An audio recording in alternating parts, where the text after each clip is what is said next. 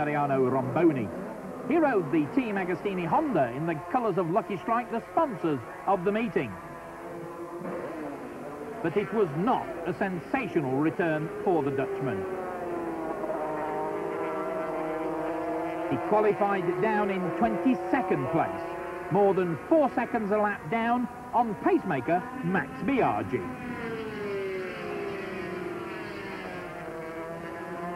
It was not a good meeting for 250cc championship leader Tetsuya Harada. Second fastest in the first qualifier on Thursday, things went sadly wrong on Friday in the final time session for the Marlboro Team Rainey Yamaha racer, who just fitted new front and rear tyres and had regained second place on the leaderboard behind pole setter Max Biaggi when this spill happened. Harada badly battered and winded in the tumble and was unconscious for a few minutes. He was taken to the mobile clinic in the paddock for treatment by Dr. Costa and his men. X-rays showed a suspected fracture in his right arm and he was transferred to the local hospital for further checks.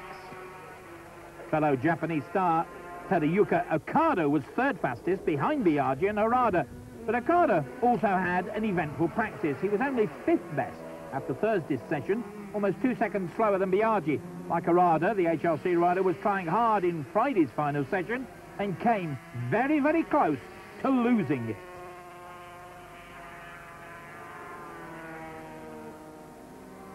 Shades of Randy Mamola. Okada recovered from that big scare and quickened his pace enough to climb to third best and grab a place on the front row of the grid, less than 1.5 seconds down on Biaggi. Max Biaggi, on the other hand, had absolutely nothing to worry about. The Roman Emperor, still allegedly unable to come close to agreeing terms with the Aprilia factory for next season, was in sensational form, topping the leaderboard in the practice sessions over a second lap faster than anybody else. There were not many crashes during practice. This spill by Carlos Checo was the first of two, but he escaped uninjured from both.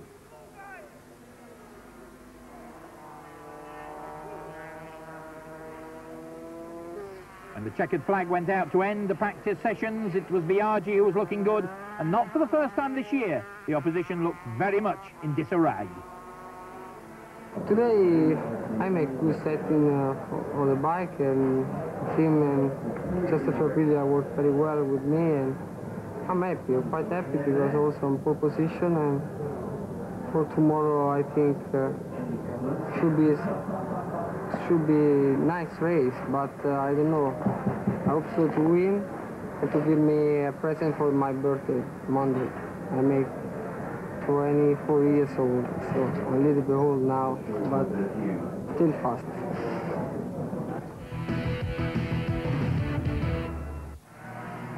Daryl Beattie discovered at Assen that the dramatic world of Moto Grand Prix can kick you in the teeth when you least expect it. The 24-year-old Australian was not apparently trying too hard on the Lucky Strike Suzuki when he crashed out of the Dutch TT. 1 minute he was leading the 500 World Championship by a comfortable margin after 6 Grand Prix, where he scarcely put a foot wrong. The next he was preparing for a flight to England, clutching these X-rays of his broken collarbone. Well, I guess it was just a normal high side, and I've broken my collarbone, and I'll have some surgery done on my collarbone probably tonight or tomorrow morning in London, and it's the same collarbone that I've done before, and I've had the same thing done, and I'll be fit and back for Le Mans. With Beattie out of action, Mick Doohan looked to be able to breathe a little easier, but Assen was without doubt and understandably Doohan's least favourite after all the bad luck and injury he'd sustained at the Dutch Grand Prix over the years. But the 30-year-old reigning world champion shrugged off any bad thoughts, though he was less than complimentary about the circuit in the press conference at the end of the qualifying sessions. He was not the fastest in qualifying for the first time this season, but many people in the paddock thought he looked more relaxed and at ease than he'd done since his 2 victories at the start of the season. Was this because Beattie wouldn't be racing? Loris Capirossi was third fastest in practice, and the young Italian admitted that he was enjoying riding the 500 Marlboro Team Pelleri Honda more than he'd ever done before. He was riding the bike instead of being taken for a ride, he admitted. On Thursday, using a hand-operated rear wheel brake for the first time, he was 5th fastest, despite a raging headache. For Friday, he'd reverted to the conventional foot brake lever, the headache had gone, and Loris was 3rd fastest for the 4th time this year.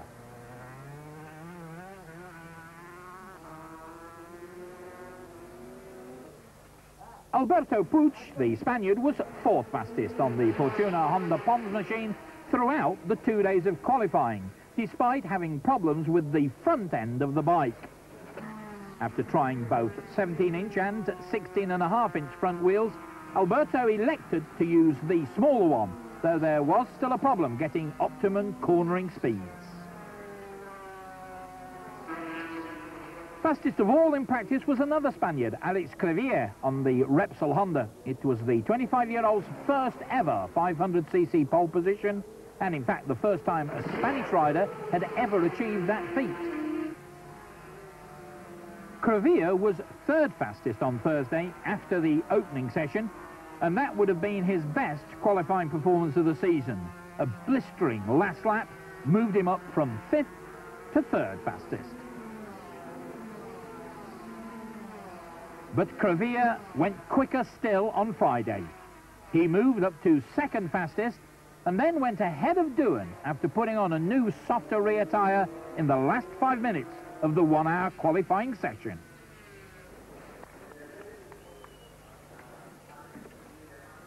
Happy faces in the Repsol Honda pits.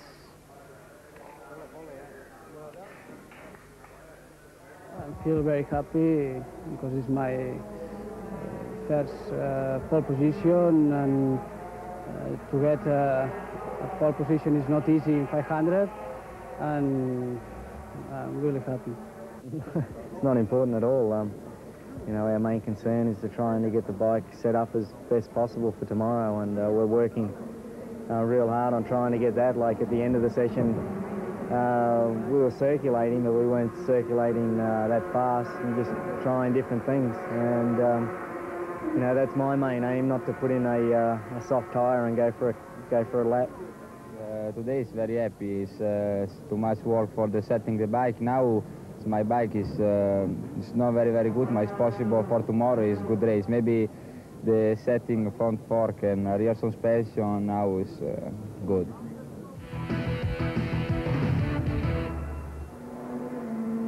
Hideyuki Nakajo was another man to grab his first ever pole position when he topped the 125cc class on Friday afternoon.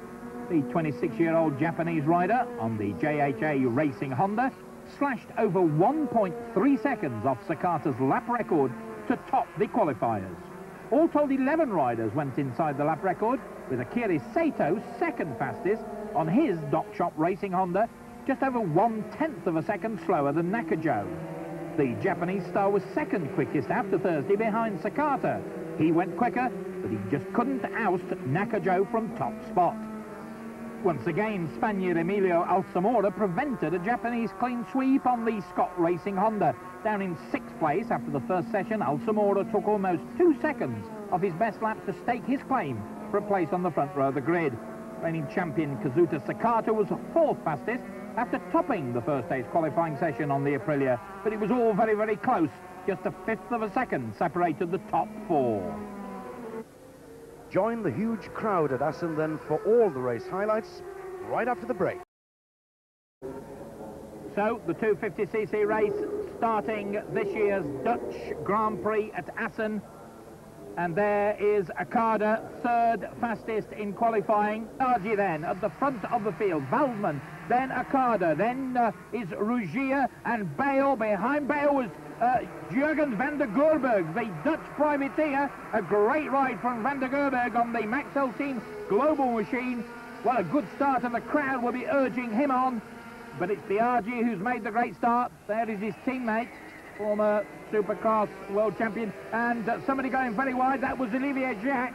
Well, he lost a lot of ground there, and with Biaggi pulling away, the pack tightening up behind. There's the gap between the leader and the chasing pack. Waldman, then Okada, then Jean-Philippe Rugier, and there is Jurgen van der Goorberg, the younger of the two Van der Goorberg brothers, battling there with Bale.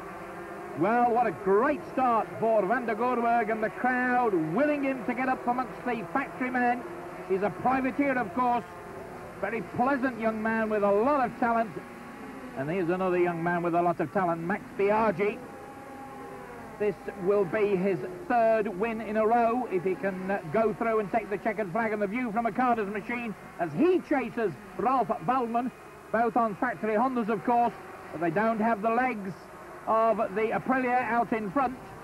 Waldmann in second place, and of course a lot of German supporters here. We're very close to the German border in the north of Holland. That's the gap, and it's growing. Back with Okada, and he'll be studying the racing line of Ralph Waldmann.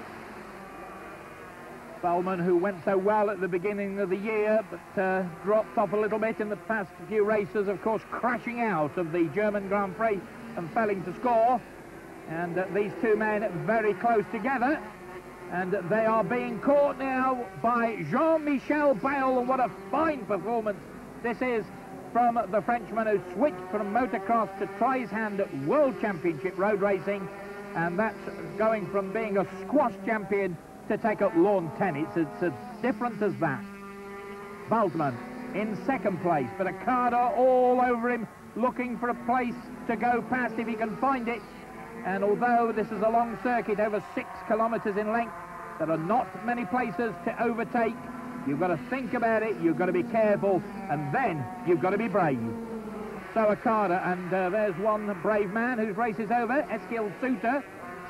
And Okada has gone through. Waldmann trying to come back on the inside, but no joy there. So the Japanese star, runner-up in last year's World Championship, goes through to take second place in the race. Waldmann pushed back to third, and Jean-Michel Bayle right there, and a far from disinterested spectator, and that was the view from the rear-facing camera on Okada's machine. Fifth and sixth, Jürgen van der Gorberg and Jean-Philippe Rougier.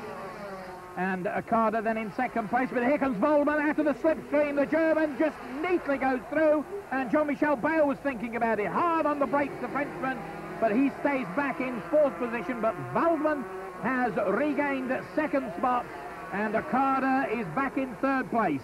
Well, it would be a brave man to forecast the outcome of this little three-rider battle. Meantime, Biaggi disappearing. Look at the gap going all the time. Must be over 10 seconds now. And look at this, Okada looking one side, then the other. Will come level. No, he doesn't. Pulls back. Goes for the other side. And Bayle's there as well. And Bayle almost pushed onto the grass. Well, Okada had almost forgotten that Bayle was there in the picture. Okada all over the circuit, and Waldmann's bike just getting a little bit light and twisty there. Waldmann hanging on, though, for grim death for second spot, refusing to let Okada go through. And Bayle, this is his best performance of all time. He really is getting better and better as a road racer. Here comes Okada, level with Waldmann. Will he hang on? Yes, he does. And there's Bayle. What's he going to do? Well, they had to drop back. He thought about going with Okada, but there just wasn't room. And Okada, a very, very brave piece of riding, and it carries him through to second spot. But Waldmann is there. Waldmann has regained that position once, but look at this, Okada beginning to pull away. Now Bayle looks for the inside line, dives through, changes his mind, chickens out, and Bayle dropped back to fourth place. Well, he had a chance to go through there, but Waldmann was indicating he wasn't going to let him go through, and discretion was very much the better part of valor. And Bayle looking for a place on the podium for the first time in his road racing career. He's done it dozens of times as a motocrosser, but never as a road racer. But first he's got to get past these two, and Waldmann on the inside. Oh, and Okada was about to lay the bike down at the chicane, and suddenly the yellow fairing was there. Biaggi, in the meantime, looks as if he's going down the road to post a letter. It's as comfortable as that. And Waldmann then with the advantage, Okada behind him, Bayle still there. Oh, and Okada thought about going through on the inside, sat up, braked, and Bayle almost rammed him from behind. Well, this is desperate stuff, but what a great race it is. 120, 150,000 spectators. You take your pick of the figures. There goes Bayle. Oh, he's almost nipped through. The crowd on their feet, a lot of French spectators here, of course. and they were urging Jean-Michel Bayle just to finish off that overtaking manoeuvre. He almost did it. And there's a faller, and that is Jose Luis Cardosa, the Spaniard who was in 12th. Waldman there, we can see him from Okada's on-bike camera in second spot. And here's a good battle going on, and it's Patrick van der Gorberg ahead of younger brother Jürgen van der Gorberg, and at the back of this trio it's Jean-Philippe Rougier on the factory Honda. Well, two privateers, both Dutchmen, and back with the battle for second, third and fourth place, and Bayle then ahead of Okada. So Jean-Michel Bayle has recovered one place. Now the last time he got just a little bit over-anxious, went through to second place but made a mistake, and Biaggi is slowing definitely on the final laps. He tends to do that, but the battle raging behind, and they're getting a little bit closer. No problems for Max though. He's just cruising for yet another victory this year, his third in a row. And Biaggi, without Harada in this race, remember, Biaggi will go to the top of the championship table by a comfortable margin. This will be his fourth victory of the year. The crowd saluting him. We saw a few spots of rain on a couple of the cameras a little bit earlier. A little wheelie there from Max as he heads towards the line. Will not want to be caught out. Still has his chin on the petrol tank. A little glance over his shoulder to see where that battle for second, third and fourth place is. And Biaggi looking so good. Oh, and another wheelie to celebrate this magnificent performance through the chicane for the last time. Oh, and the back end just stepped out. Now, that was a bit of a scare for him, and here comes these three. Who's going? Bayle's down! Bayle goes crashing down, and I think it's raining at the final corner. Waldman took second place, Okada third, but Bayle, who drifted a bit wide, gave a big handful trying to regain that spot, and he went down in a big heap, and here comes Patrick van der Gorberg. Well, it's raining quite hard, and the marshal fell over, and down goes Carlos Checa. Well, for once, that wasn't his fault, I don't think. And Kenny Roberts Jr. steals a place from Jürgen van der Gorberg. There's the rain, and it's caused a dramatic end. They're falling off all over the place. And, well, the rain caught out everyone. There's Carlos Checa trying to get on his feet. But no problems for this man, but he was a little bit lucky. You can see the raindrops now on the camera. And there's Patrick van der Gorberg. He's pushed over the line. He took a real hefty knock. But it's celebration time out of the front for Max Biaggi. Confirmation of the result. Biaggi, Waldman, Okada, Rougier and Kenny Roberts Jr. in fifth place. And Jürgen van der Gorberg, who remounted on the Maxell Team Global machine. Then Aoki, Gramini, Dantin and Fuchs. And still waving the Italian flag. Max Biaggi gets the trophies from Jos Varsen of the FIM. Now it's Garland time. And a great performance from Biaggi. Absolutely superb. What a battle behind. Today was a brilliant race. I have not so bad race, not so very hard.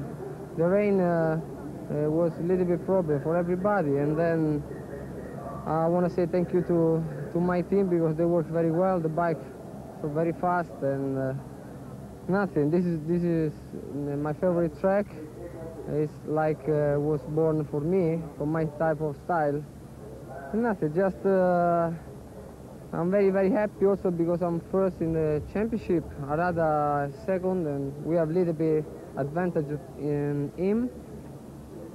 Nothing. This is a nice present for me because tomorrow is my birthday, 24 years old, and I want to say thank you to everybody, to Max. Biaggi 25 points ahead of Harada, who couldn't race, of course. Then Waldman, Aoki and Okada.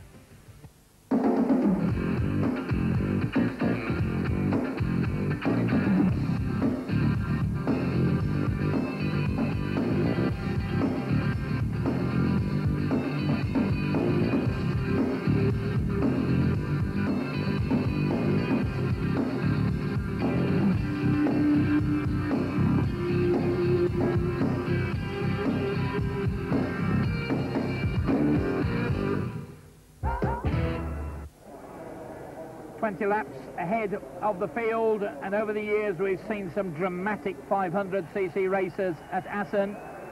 There he is in pole position, the first time ever for a Spanish rider, Alex Crivillé. And the man he deposed, Mick Doohan, Doohan in pole position at every other round so far this year. There's Loris Capirossi. And this is how they will line up. Crivillé then in pole, then Doohan, Capirossi and Alberto Puig, Abe, then Scott Russell, Barros and the injured Daryl Beattie, then Ito, Cadalora, Reggiani and Borja.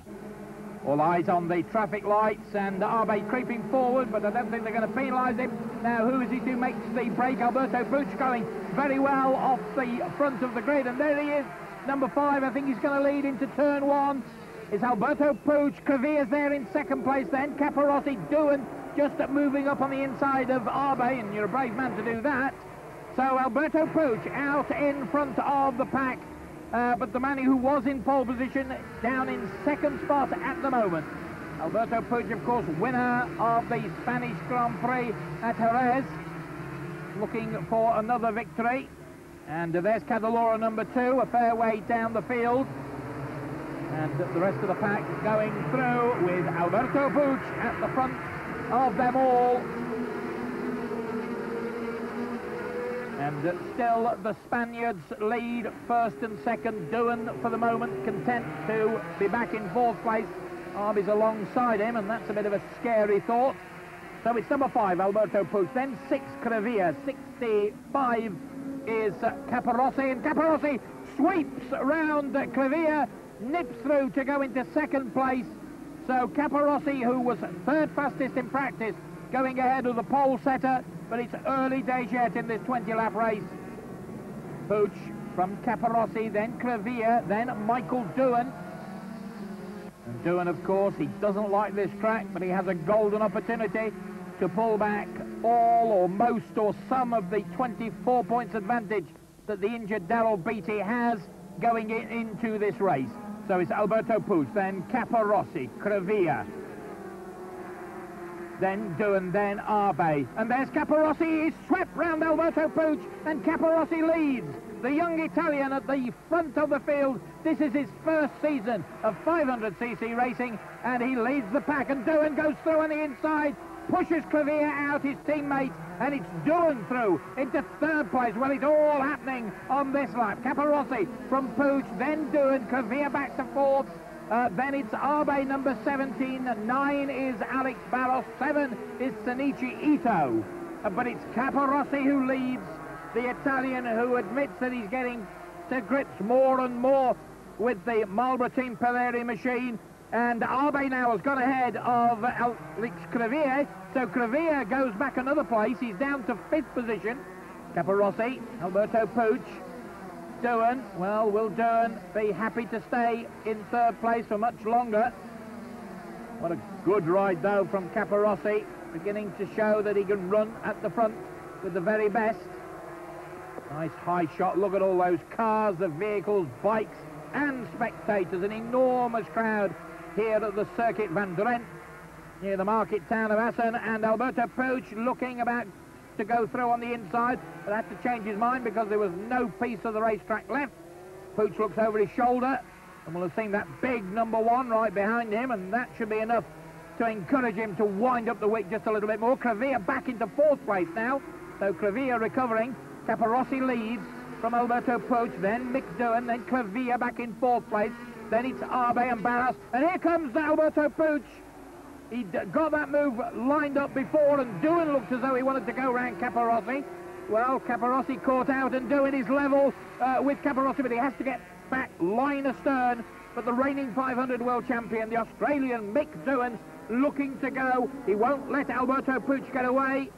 He knows that Puig has got the ability and the machinery and the skill and determination to win a Grand Prix. He's done it already this year at Jerez, and he would like to do it again. In fact, he'd like to win the 500 World Championship. There's Kevin Schwantz. So Capirossi going backwards at the moment. Abe is right behind him. So too is Alex Barros, the Brazilian on the Kalamoto Honda. So it's Alberto Puig, number 5, chasing him, and chasing him hard is Doohan. Then Crivillé up to 3rd, 65 Capirossi. And Alex Barros now has got ahead of Arbe as they put another lap in the book. Puig from Doohan.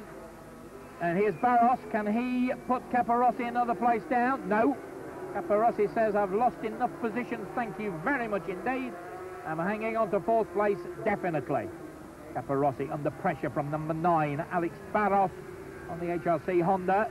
And Arbe on the Yamaha. No sign of his teammate, though. Luca Cadalora. Not been a good last 2 or 3 Grand Prix for Luca Cadalora. But Doohan has caught Alberto Puig, and Crevilla is with him as well. And this is the battle for 1st, 2nd and 3rd. And they are now dropping off the 3 riders behind, with Caparossi in 4th place.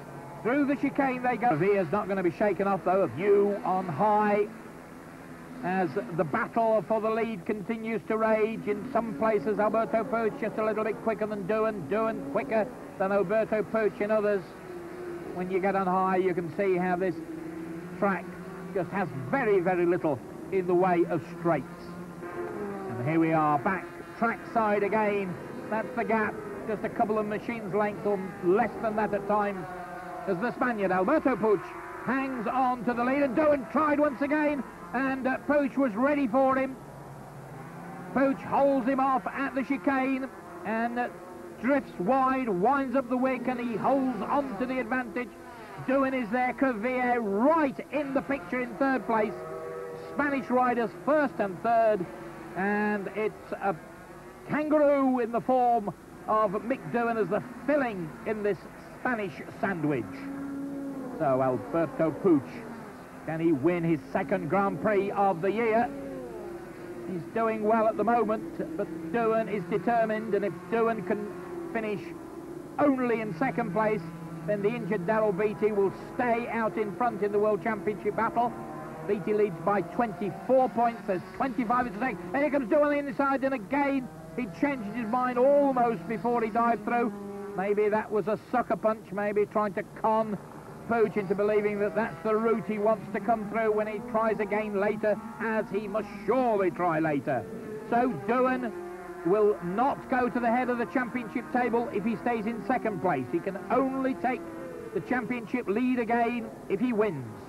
Alberto Puig, the leader, Doohan all over him on the inside, and once again Puig refuses to be intimidated, refuses to give way, and the Spaniard hangs on to the lead. Doohan and his teammate Alex Crevilla, who was in pole position, let me remind you, unable or unwilling for the moment to get past. Puig wide, cuts back onto the apex of the corner. Doohan tempted to go through on the inside, can't do it. And Crevilla's there. Well, there's no team orders of that, I'm absolutely certain. But I'm sure that Crevilla would face a certain amount of flack, should we say, if he went past Mick Doohan and prevented Doohan taking the championship lead. But if Alberto Puig were to be leading on the final lap, well, maybe those tactics might go out of the window. For the moment, Puig leads. Doohan in 2nd spot. Crevilla in 3rd place. And Alberto Puig, this is his 2nd season of 500cc Grand Prix racing, and he's learnt a lot over this season and a half. And Doohan winds up the wick, closes. Is this the place he's got in mind? Charges towards Alberto Puig, and Michael Doohan surely will start to have some master plan in his mind if he's going to get ahead. He goes on the outside. Is this the moment? He's ahead of Puig. Yes, he slots across the bow of Alberto Puig, and Mick Doohan takes the lead for the first time in this race. And Puig, the winner of the Spanish Grand Prix 500cc event, will want to outride Crevilla if he can. But also he would like to get ahead of Doohan and win this one too.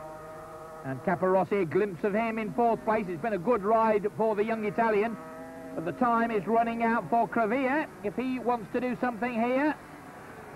Doohan leading, Puig in 2nd place, Crevilla right behind him. Any one of these 3 could still win this race.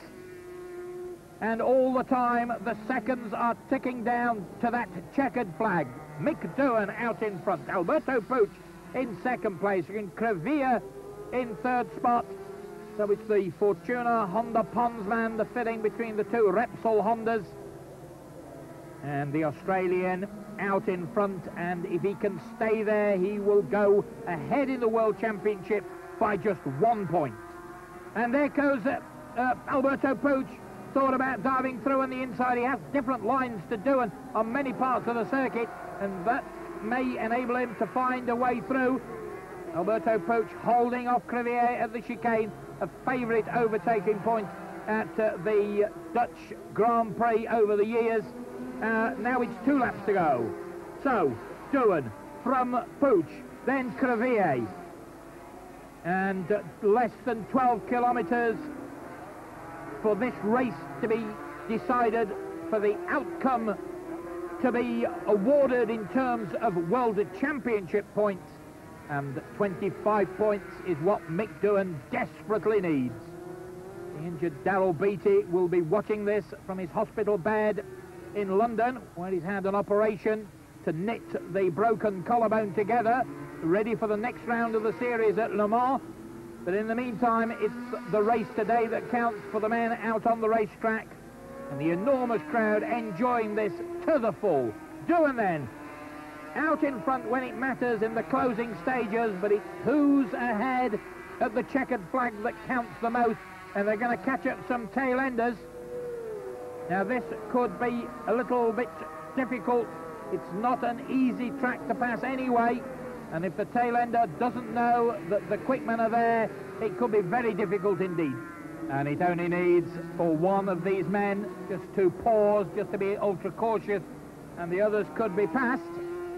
And they're catching that tail ender now, but he knows they're there, and he's moved over. And the battle for the lead continues to rage unabated and uninterrupted. Alberto Puig working out in his mind where he thinks he might be quicker than Doohan, but Doohan has begun to stretch a slight advantage, but the others might be able to pull that back. Now, what's Crevier going to do? Is he prepared to sit back in 3rd place? Will he go for 2nd spot? Will he go for the lead, in fact? Crevier in pole position in practice, a win would look good, and he's level with Alberto Puig going into the chicane for the penultimate time, and once again Alberto Puig holds him off. We're about to start the final lap of the 1995 500cc Dutch Grand Prix, and any one of these 3 men could win, and again there's slower traffic down the racetrack. Now, will the slower men move over in time to avoid any problems? And well, this man certainly should. It's Andrew Stroud, the very experienced New Zealander. Doohan, Puig, Crevier, and Andrew Stroud waves one of his long legs out into the track to indicate to the others that that's where he'd like them to overtake. And Doohan has an advantage that surely Alberto Puig cannot possibly pull back, but Puig is winding in the yards between himself and the race leader. There's Doohan, and Puig is much, much closer, and Crevier is closer to Puig as well. We're in for a grandstand finish. Who's going to win this one, and who's going to be second? It's Doohan out in front, Alberto Puig tucked in behind the fairing, trying to stand the tight line, making life difficult for Crevier, and here comes Crevier. Crevier through on the inside. Oh, and he almost ran on into Michael Doohan. Well, Crevier drifts wide. Can Puig come back? No, he can't. And Crevier, with a desperate manoeuvre, and a desperate but effective manoeuvre, goes through to take 2nd place away from Alberto Puig, who led this race for so long. And in 3 and a bit laps, Alberto Puig has gone back from 1st place to 3rd, and now not far to go to the checkered flag. Is it going to be a Repsol Honda 1-2, or is Crevier going to mount a challenge? Can he push his luck as far as team tactics and the political fighting goes? Can Crevier win? He's looking for the inside, is he? No, he changes his mind. They're going to go through line astern, and it's Doohan who's going to win. And a tail ender just moves over as well. It's Doohan the winner, Crevier in 2nd place, and Alberto Puig in 3rd spot. Capirossi is 4th home. Well, what a marvellous race. Doohan the winner, his teammate Crevier a good 2nd, but a bitterly disappointed Alberto Puig surely in 3rd spot. And McDoohan with the Australian flag, and more Australian flags. I told you they came from all over the world. Confirmation of the result: Doohan, Cravia, Puig, just over half a second separating the top three. Caparossi, then Barros completing the top five. Abe was sixth, Cadalora disappointing seventh, then Ito, Reggiani and Borca in 10th place. And presenting the trophies, the royal visitor to the Dutch Grand Prix, Prince William Alexander, the heir to the Dutch throne. Celebration time, the champagne corks burst, and Alberto Puig doesn't look that unhappy.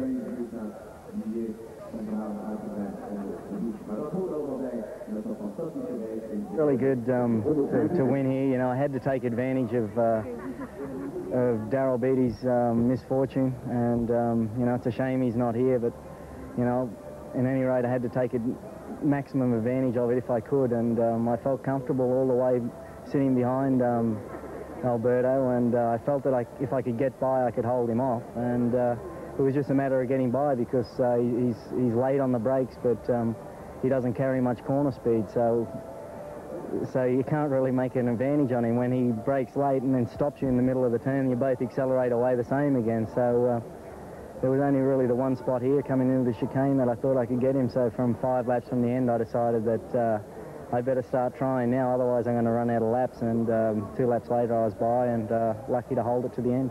It was a difficult race, and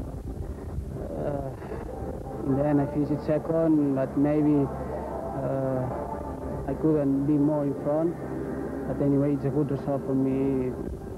Finish second, no? It's fantastic. They passed me in the last lap. I think it was my mistake. I mean, when Doohan passed me, I tried to follow him. It was it was okay, but I didn't expect that Alex was going to come behind me. I think it was my mistake, that's all. And the championship positions. Doohan now 1 point ahead of the injured Daryl Beattie, then Alberto Puig, Cravia and Cadalora.